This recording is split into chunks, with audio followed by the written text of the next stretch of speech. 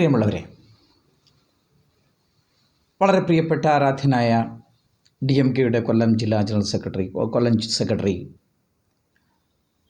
ശ്രീ റജിരാജിനെ ഒരു പറ്റം കൊട്ടേഷൻ സംഘാംഗങ്ങളുടെ സഹായത്തോടുകൂടി പുനലൂർ മുനിസിപ്പാലിറ്റിയിലെ ഒരു LDF കൗൺസിലറുടെ നേതൃത്വത്തിൽ വധിക്കാൻ ശ്രമിച്ചതിനെ തുടർന്നാണ് ഇത്തരത്തിലുള്ള ഒരു വീഡിയോ എനിക്ക് പോസ്റ്റ് ചെയ്യേണ്ടി വരുന്നത്.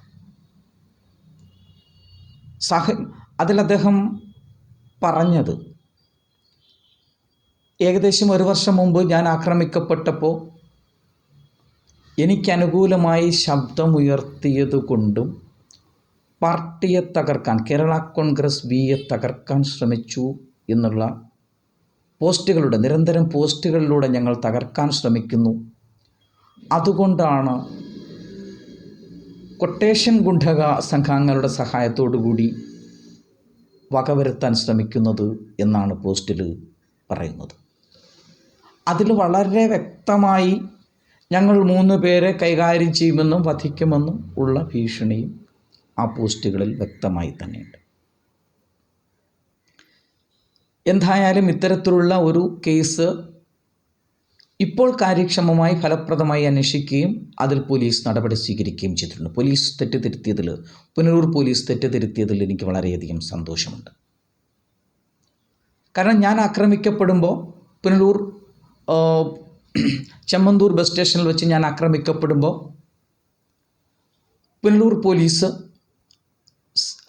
അദ്ദേഹത്തെ രക്ഷപ്പെടുത്താൻ, ശ്രീ ഷൈൻ ബാബുവിനെ രക്ഷപ്പെടുത്താൻ ശ്രമിക്കുകയും പൊട്ടിച്ചു കൊണ്ടുപോയ മാലയുടെ ഭാഗങ്ങളൊന്നും കണ്ടെടുക്കാൻ ശ്രമിക്കുകയോ ചെയ്യാതെ എന്നെ കേസിൽ പ്രതിയാക്കുകയാണ് ചെയ്തത്. ആക്രമിക്കപ്പെട്ട ഞാൻ കേസിൽ പ്രതിയായി.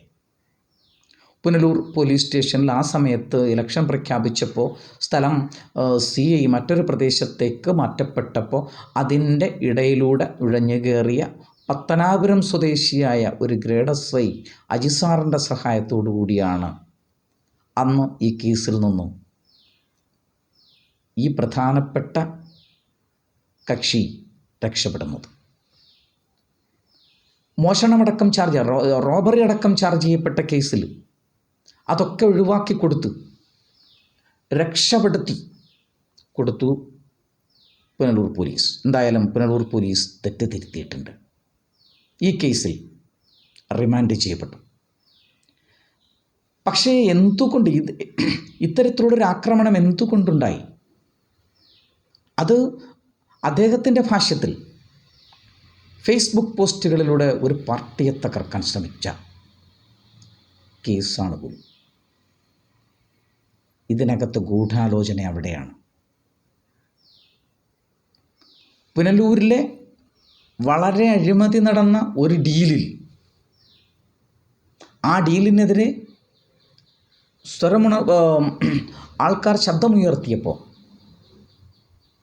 അതിലെ പ്രധാനപ്പെട്ട ആളെ കൊല്ലുക എന്ന ഉദ്ദേശമായിരുന്നു ഇതിൻ്റെ പിറകിൽ.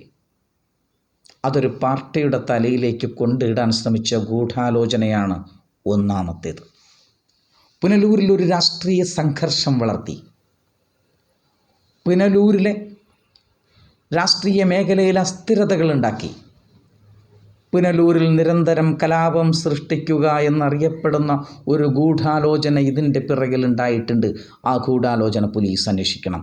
ഇവിടെ പ്രതിസ്ഥാനത്തുള്ളത് LDFിലെ ഒരു കൗൺസിലറാണ്.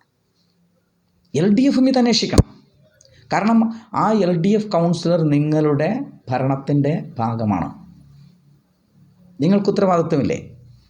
ഉണ്ട്, ഉത്തരവാദിത്വമുണ്ട്. ഒഴിഞ്ഞു പോകാൻ കഴിയില്ല. LDF പാർലമെൻ്ററി പാർട്ടി ഇത് ചർച്ച ചെയ്യണം. അത്തരത്തിൽ കൊട്ടേഷൻ കൊടുത്തിട്ടുണ്ട് എങ്കിൽ കൊട്ടേഷൻ കൊടുത്ത് ഒരു രാഷ്ട്രീയ പദ്ധതി ഇന്ത്യ മുന്നണിയുടെ ഭാഗമായിട്ടുള്ള DMK എന്നറിയപ്പെടുന്ന പ്രസ്ഥാനത്തിൻ്റെ കരുത്തനായ ജില്ലാ സെക്രട്ടറിയെ ആക്രമിക്കാൻ ശ്രമിച്ചിട്ടുണ്ട് എങ്കിൽ അത് LDF ചർച്ച ചെയ്യേണ്ട കാര്യം തന്നെയാണ്. അത് വ്യക്തമായി അന്വേഷണം ഉണ്ടാകണം. അവിടെ ഒരു ഗൂഢാലോചന ഉണ്ടായിട്ടുണ്ട്. രാഷ്ട്രീയ ഗൂഢാലോചനയാണോ അല്ലാതെയുള്ള ഗൂഢാലോചനയാണോ എന്ന് അന്വേഷിക്കേണ്ടത് പോലീസാണ്. 2 ഗൂഢാലോചന ഇവിടെ ഉണ്ടായിട്ടുണ്ട്. അത് പാർട്ടിയുടെ മുകളിലേക്ക് കൊണ്ടിടുക, വ്യക്തിപരമായ ചില പ്രശ്നങ്ങൾ ഉണ്ടാക്കിയതിന് ശേഷം അത് പാർട്ടിയുടെ തലയിലേക്കിട്ട് രാഷ്ട്രീയ സംഘർഷം വളർത്താൻ ശ്രമിച്ച ഗൂഢാലോചനയാണ് ഒന്നാമത്തേത്. രണ്ടാമത്തേത്, ഒരു ബിസിനസ് മാഗ്നറ്റിൻ്റെ കയ്യിൽ നിന്ന് പൈസ ഈടാക്കിയതിന് ശേഷം, ലക്ഷക്കണക്കിന് രൂപ, കോടിക്കണക്കിന് രൂപ ഈടാക്കിയതിന് ശേഷം ഒരു അഴിമതിക്കെതിരെ പ്രവർത്തിക്കുന്ന ഒരു രാഷ്ട്രീയ നേതാവിനെ ഇല്ലായ്മ ചെയ്യാൻ ശ്രമിക്കുക. അത് മറ്റൊരു ഗൂഢാലോചന.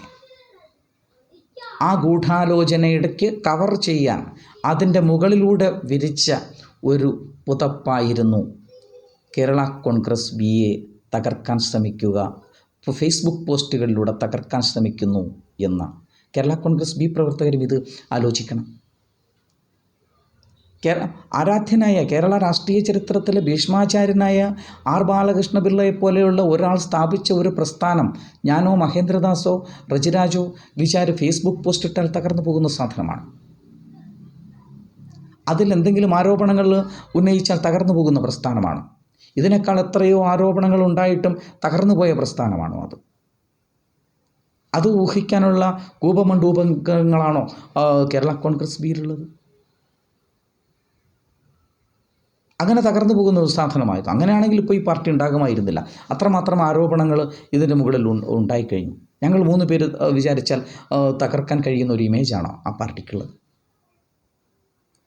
അപ്പോൾ അത് ചിന്തിക്കണ്ടേ? അപ്പോൾ നിങ്ങളുടെ തലയിലേക്ക്, പാർട്ടിയുടെ തലയിലേക്ക് ഇത്തരത്തിലുള്ള ഒരു ആക്രമണം കൊണ്ടുവന്ന് അതിനെ രാഷ്ട്രീയവൽക്കരിച്ച് പാർട്ടിയുടെ ഇമേജ് തകർത്ത്, പാർട്ടിയുടെ മന്ത്രിയുടെ ഇമേജ് തകർക്കുക എന്നുള്ള ലക്ഷ്യം ഇതിൻ്റെ ചില പ്രവർത്തകർക്കുണ്ട് എന്ന് നിങ്ങൾ തിരിച്ചറിയണം. കേരള കോൺഗ്രസ് ബി തിരിച്ചറിയണം, LDF തിരിച്ചറിയണം. കാരണം LDFിലെ ഒരു മന്ത്രി പ്രതിനിധാനം ചെയ്യുന്ന പാർട്ടിയാണ് ഇവിടെ പ്രതിസ്ഥാനത്തേക്ക് വന്നിട്ടുള്ളത്. ആ ഫേസ്ബുക്ക് പോസ്റ്റ് ഗൂഢാലോചനയുടെ ഒന്നാമത്തെ ചാപ്റ്ററാണ്. അതിനു മുമ്പ് നടന്ന ഗൂഢാലോചനയാൽ തെളിയിക്കപ്പെടണം. അവിടെയാണ് ഒരു പൗരനെ കൊല്ലാനുള്ള മോട്ടീവ് രൂപപ്പെടുന്നത്. അതിന് തൊട്ട് മുമ്പാണ്. അപ്പോൾ അത്തരത്തിലുള്ളൊരു പോസ്റ്റിട്ട് രാഷ്ട്രീയ സംഘർഷമാക്കി വളർത്തിയതിന് ശേഷം അതിൻ്റെ മറവിൽ അഴിമതിക്ക് എതിരെ നിന്ന ഒരു രാഷ്ട്രീയ നേതാവിനെ ഇല്ലായ്മ ചെയ്യാൻ ശ്രമിക്കുക എന്ന ഗൂഢാലോചന ഉണ്ടായിട്ടുണ്ട്.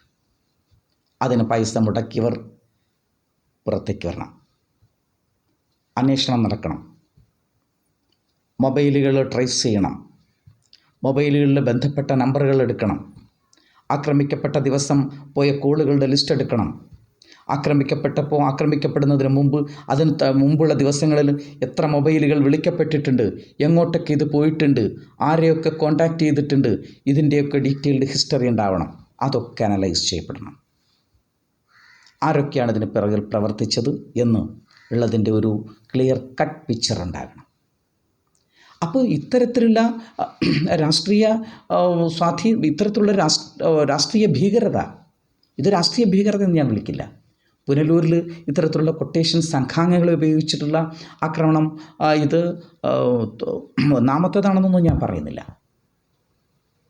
പക്ഷേ ഇതിനി പുനലൂരിൻ്റെ രാഷ്ട്രീയ ചരിത്രത്തിൽ ആവർത്തിക്കപ്പെടരുത്. അതിനുവേണ്ടി പോലീസ് ക്രിയാത്മകമായ അന്വേഷണം നടത്തണം. ഇപ്പോഴുള്ള അന്വേഷണ സംഘം വളരെ നല്ലതുപോലെയാണ് കേസ് അന്വേഷിക്കുന്നത്. എന്തായാലും CI സ്ഥലത്തില്ലാത്തത് കാര്യമായി എന്നാണ് എനിക്ക് തോന്നുന്നത്. അന്വേഷണം കാര്യക്ഷമമായിട്ട് മുന്നോട്ട് പോകുന്നുണ്ട്. അദ്ദേഹം കൂടി വന്നതിന് ശേഷം കൂടുതൽ അന്വേഷണങ്ങൾ നടത്തട്ടെ. ഇത് വളരെ ഡീറ്റെയിൽഡായിട്ട് അന്വേഷിക്കേണ്ട, വളരെ അഗാധമായി അന്വേഷിക്കേണ്ട ഒരു കേസ് തന്നെയാണ്. കാരണം കേരളത്തിലെ ഭരിക്കപ്പെടുന്ന ഒരു പാർട്ടിയെ പ്രതിസ്ഥാനത്ത് കൊണ്ടുവരാൻ നടന്ന ഗൂഢാലോചനയാണ്. അത് LDFും കേരള കോൺഗ്രസ് ബിയും ഒക്കെ സമൂലം മനസ്സിലാക്കേണ്ട ഫാക്റ്റുമാണ്. പിന്നെ ഇവിടെ പ്രധാനപ്പെട്ട ഒരു കാര്യം, ഇതിൽ കിങ് പിന്നുണ്ട്. ഇതിലൊരു കിങ് പിന്നുണ്ട്. ആ കിങ് പിന്ന് ഷൈൻ ബാബു ആണെന്നൊന്നും ഞാൻ പറയുന്നത്. ഷൈൻ ബാബു ഇതിലൊരു ഇര മാത്രമായിരുന്നു. ഇപ്പോൾ ഈ ഗോൾഡൊക്കെ പിടിക്കുമ്പോൾ അതിന് കാരിയർമാരെ പിടിക്കുന്നത് പോലെയുള്ള സംഗതിയേ ഉള്ളൂ. അവരൊന്നും ഈ ഗൂഢാലോചനയിൽ പങ്കെടുത്തു എങ്കിലും ഇതിൻ്റെ കിങ് പിന്നെ മറ്റൊരാളാണ്. കിങ് പിന്നിനെ പുറത്തേക്ക് കൊണ്ടുവരണം. ആ കിങ് പിന്നാണ് ഈ ഒരു ഗൂഢാലോചന രാഷ്ട്രീയ പാർട്ടികളുടെ മുകളിലേക്കിട്ട് രക്ഷപ്പെടാൻ, അതിൻ്റെ മറവിൽ രക്ഷപ്പെടാൻ ശ്രമിക്കുന്ന ആൾ. അയാൾ പുറത്തു വന്നാൽ ഈ കേസിന് വ്യക്തമായൊരു ചിത്രം ലഭിക്കും. അത്തരത്തിലുള്ളൊരു അന്വേഷണം പോലീസിൻ്റെ ഭാഗത്തു നിന്നുണ്ടായില്ല എങ്കിൽ ഇതിൻ്റെ അന്വേഷണം കൂടുതൽ നടത്താൻ ഒരു രാഷ്ട്രീയ പാർട്ടി എന്നുള്ള നിലയിൽ DMK തയ്യാറാവട്ടെ. പിന്നെ വളരെ പെട്ടെന്ന് കാശുണ്ടാക്കാൻ ശ്രമിക്കുന്ന ചില രാഷ്ട്രീയക്കാരുണ്ട്. അവരെ ക്വിക്ക് ബക്കേഴ്സ് എന്നാണ് വിളിക്കുക. വളരെ പെട്ടെന്ന് കാശുണ്ടാക്കാൻ ശ്രമിക്കുന്നവർ. അപ്പോൾ അത്തരത്തിലുള്ള കുറച്ച് ക്വിക്ക് ബക്കർമാർ ഇപ്പോൾ പുനലൂർ പൊളിറ്റിക്സിൽ വളരെ കൂടുതലുമാണ്. ക്വിക്ക് ബക്കേഴ്സാണ് അവരൊക്കെ. പെട്ടെന്ന് ക്വിക്ക് ബക്ക് ഉണ്ടാക്കുക, വളരെ പെട്ടെന്ന് കുറച്ച് ഡോളർസ് സമാഹരിക്കുക രാഷ്ട്രീയം ഉപയോഗിച്ച്. അതിനുവേണ്ടി ശ്രമിക്കുന്ന ഇത്തരത്തിലുള്ള ചീഞ്ഞളിഞ്ഞ രാഷ്ട്രീയം പുനലൂരിന് ആവശ്യമില്ല. നേരത്തെ ഞാൻ പറഞ്ഞു ഇതിന് എതിരെ ശക്തമായ പ്രതിഷേധമുണ്ടായിട്ടുണ്ട്. എനിക്ക് പിന്നെ നന്ദിയുള്ളത് സഞ്ജയ് ഖാനോട് കൂടിയാണ്. ഇത്തരത്തിലുള്ള ഒരു കൊട്ടേഷൻ സംഘാംഗങ്ങളുടെ കൊട്ടേഷൻ ആക്രമണമുണ്ടായപ്പോൾ അതിനെതിരെ അദ്ദേഹം ശക്തമായി പ്രതിഷേധിക്കുകയും അത് മീഡിയയുടെ മുമ്പിൽ അത് അവതരിപ്പിക്കുകയും ചെയ്തു. പക്ഷേ ബാക്കിയുള്ള ഒരു നേതാക്കന്മാരും അടങ്ങിയിട്ടില്ല. അവരൊക്കെ ഇതിൻ്റെ ഭാഗമാണെന്നൊന്നും ഞാൻ പറയുന്നില്ല. പക്ഷേ ചില അർത്ഥമൗനങ്ങൾ വളരെ വലിയ വലിയ സംശയങ്ങൾക്കിട കൊടുക്കുകയാണ്. ഞാൻ ആക്രമിക്കപ്പെട്ടപ്പോൾ ഞാനന്ന് കോൺഗ്രസിൻ്റെ ഭാഗമായിരുന്നിട്ട് കൂടി കോൺഗ്രസ്സുകാർ മിണ്ടിയില്ല. ഇവിടെ എന്തിനും ഏതിനും പ്രശ്നങ്ങളുണ്ടാക്കുന്നുണ്ട്. പുനലൂരിലെ ചുമ്മാതെ പോയാലും പ്രശ്നമുണ്ടാക്കുന്ന പുനലൂർ നഗരസഭയിലെ അംഗങ്ങളുണ്ട്, പ്രതിപക്ഷ അംഗങ്ങളുണ്ട്. ചെയർമാൻ സാരി ഉടുത്തതിൻ്റെ കളറ് കൂടുതലാണ്, ചെയർമാൻ പൊട്ടിട്ടത് നേരെയല്ല, ചെയർമാൻ അങ്ങനെ ചെയ്യരുത് ഇങ്ങനെ ചെയ്യരുത് എന്നൊക്കെ പറഞ്ഞ് പ്രശ്നങ്ങളുണ്ടാക്കുന്ന ആ നഗരസഭയിലെ ഒരു പ്രതിപക്ഷ കൗൺസിലറും തയ്യാറായിട്ടില്ല LDFിൻ്റെ നേതൃത്വത്തിൽ LDF അതായത് ഭരണപക്ഷത്തിരിക്കുന്ന ഒരു കൗൺസിലറുടെ നേതൃത്വത്തിൽ ഇത്തരത്തിലുള്ള ഒരു കൊട്ടേഷൻ ആക്രമണമുണ്ടായപ്പോൾ അതിനെതിരെ സകല മാധ്യമങ്ങളിലും മീഡിയകളിലും സോഷ്യൽ മീഡിയകളിലും പുനലൂരിലെ ഒരു മണൽത്തരി പോലും അറിഞ്ഞ കേസിലും പുനലൂരിലെ പ്രതിപക്ഷം മിണ്ടില്ല. അവിടെ അടഞ്ഞ വാകൾ തുറക്കില്ല എന്ന് നമുക്ക് വ്യക്തമായി അറിയാവുന്നതാണ്. പിന്നെ അതിനെക്കുറിച്ച് പറഞ്ഞിട്ട് കാര്യമൊന്നുമില്ല. അത് വാ അടയ്ക്കുന്നതും തുറക്കുന്നതുമൊക്കെ റിമോട്ട് ഇപ്പോൾ പുനലൂരിലെ ചില പ്രതിപക്ഷത്തിൻ്റെ റിമോട്ട് മറ്റു ചില ആൾക്കാരുടെ കയ്യിലാണ്. അവരുടെ റിമോട്ട് ചലിക്കുന്നതിനനുസരിച്ച് അടയ്ക്കുകയും തുറയ്ക്കുകയും ചെയ്യുന്ന ഒരു സിസ്റ്റമാണ് പുനലൂരിലെ കോൺഗ്രസ്സിലെ ചിലരുടെ നാക്കുകൾ, പുനലൂരിലെ പ്രതിപക്ഷത്തിൻ്റെ ചില നാക്കുകൾ. ഞാനതിലേക്ക് കിടക്കുന്നില്ല. പക്ഷേ ഇതിലെ രാഷ്ട്രീയ ഗൂഢാലോചന, രണ്ട് തരത്തിൽപ്പെട്ട ഗൂഢാലോചനയും അന്വേഷിക്കപ്പെട്ടേ മതിയാവൂ. കാരണം പുനലൂരിൻ്റെ രാഷ്ട്രീയത്തിൽ ഇത്തരത്തിലുള്ള ഒരു എപ്പിസോഡ് ഇനി ഉണ്ടാവരുത്. അഴിമതിക്കെതിരെ പ്രവർത്തിക്കുന്നവർ ആക്രമിക്കപ്പെടരുത്, അതിനെതിരെ പറയുന്നവർ കൊല ചെയ്യപ്പെടാനുള്ള സാഹചര്യം ഉണ്ടാക്കരുത്. അതുകൊണ്ട് പുനലൂർ പോലീസ് ക്രിയാത്മകമായി ഈ വിഷയം അന്വേഷിക്കട്ടെ. ഇപ്പോഴുള്ള അന്വേഷണ സംഘാംഗങ്ങൾക്ക് എല്ലാ അഭിനന്ദനങ്ങളും അറിയിക്കുകയാണ്. അവർ വളരെ നല്ല രീതിയിൽ കേസ് അന്വേഷിക്കുന്നു. വീണ്ടും കൂടുതൽ പ്രതികളെ ഇതിൽ അറസ്റ്റ് ചെയ്യട്ടെ. അവർക്കും എല്ലാ അഭിനന്ദനങ്ങളുമാണ് എനിക്ക് പറയാനുള്ളത്. പിന്നെ കൂടുതൽ അന്വേഷണം നടത്തി ഇതിൽ ഇതിൻ്റെ പിറകിൽ പ്രവർത്തിച്ച ഓരോരുത്തരെയും പുറത്തേക്ക് കൊണ്ടുവരട്ടെ.